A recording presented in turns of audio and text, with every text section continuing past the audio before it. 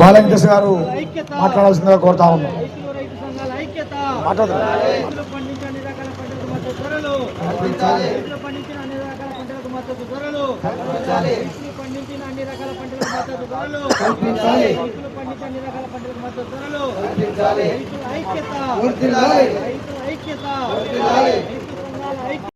BJP కూటమి ప్రభుత్వం మరి ఈ దేశానికి అన్నం పెట్టే రైతులను, వ్యవసాయ కూలీలను, కౌలు రైతులను, కార్మికులను నిర్దాక్షిణ్యంగా ఓట్లు వేసుకున్న తర్వాత, గద్దెలు ఎక్కిన తర్వాత చేసే ప్రతిఫలమే ఈరోజు రైతులకు గిట్టుబాటు ధరలు కల్పించడం లేదు.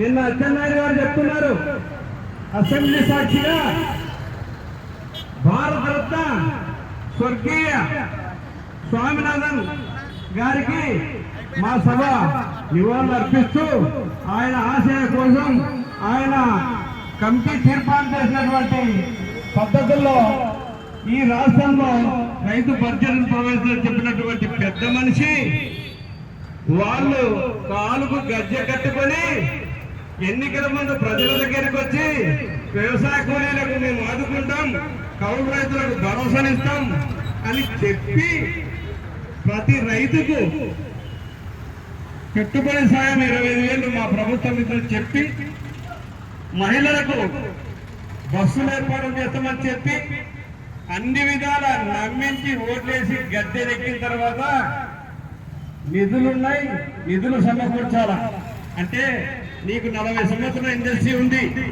మరి ఎక్కడిది నీ 40 సంవత్సరాల ఇండస్ట్రీ? నువ్వు చెప్పిన వాగ్దానాలేమి, సూపర్ శిశు పథకాలేమి, మరి పెట్టుబడి సాయము ఎంటనిస్తానని చెప్పి ఈ సంవత్సరము మేలోనో జూన్లోనో ఇవ్వడానికి ఆలోచన చేసి పరిశీలన చేసి రైతులను ఆదుకుంటామని చెప్పి కళ్ళపల్లి మాటలు చెప్తున్నాడు మన చంద్రబాబు నాయుడు గారు.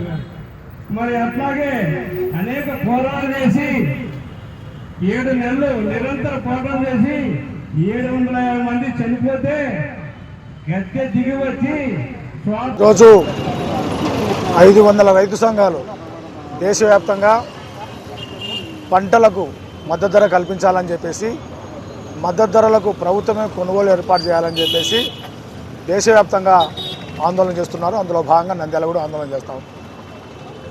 ప్రభుత్వ పంటలకు మద్దతు ధరే కాదు, ఈరోజు ప్రభుత్వము వ్యవసాయం మాకు సంబంధం లేదు, ఇది ప్రైవేట్ వాళ్ళకి ఇచ్చేస్తున్నామని చెప్పేసి వ్యవసాయాన్ని ప్రైవేట్ వాళ్ళకి అప్పచెప్పే దానికోసం ఈరోజు గట్టి ప్రయత్నం చేస్తూ ఉన్నారు.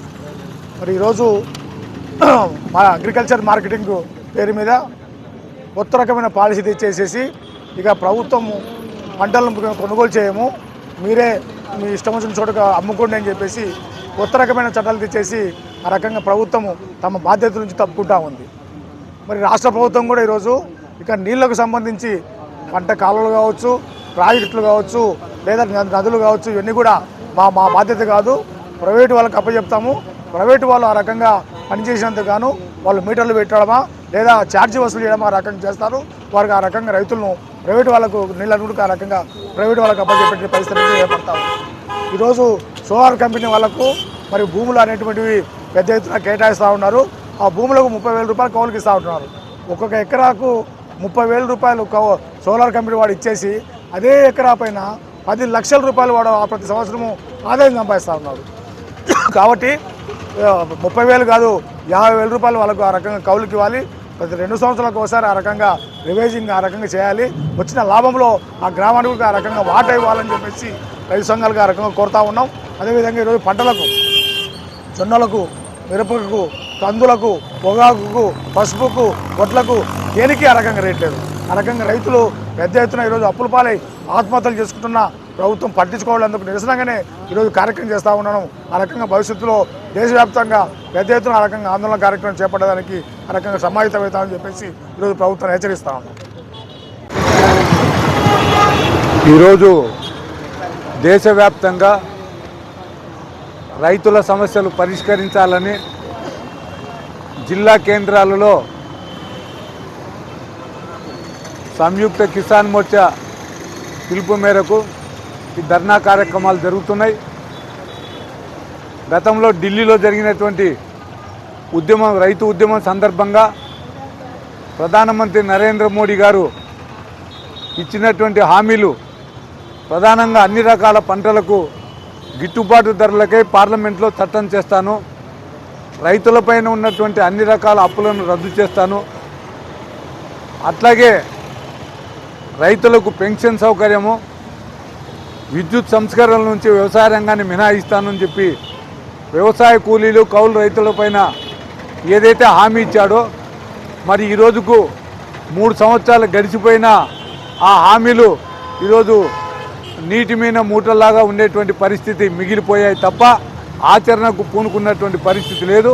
అందుకే ఈరోజు దేశవ్యాప్తంగా రైతులు రోడ్డుకు ఎక్కాల్సినటువంటి పరిస్థితి.